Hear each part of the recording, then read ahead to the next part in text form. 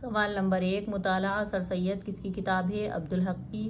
سوال نمبر 2، اے یارو اس فقیر کا ٹک ماجرا سنو، میں ابتدا سے کہتا ہوں تا انتہا سنو، جس کا علاج کر نہیں سکتا کوئی حکیم، ہے گا ہمارا درد نپٹ لا دوا سنو۔ یہ اشعار کس درویش کے قصے میں ہیں؟ دوسرے درویش۔ سوال نمبر 3، میر واسق کا معجد ہے بقول محمد حسین آزاد۔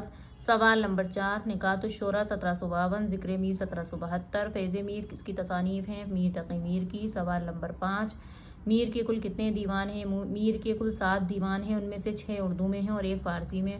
سوال نمبر 6، میر کی پیدائش کب ہوئی؟ 1722 میں۔ سوال نمبر 7، کلیات ولی پہلی مرتبہ کب شائع ہوا؟ 1833 میں۔ گارسا دتاسی نے فرانسیسی زبان کے مقدمے کے ساتھ شائع کیا۔ سوال نمبر 8، ولی کا دیوان پہلی بار کہاں سے شائع ہوا؟ لندن سے۔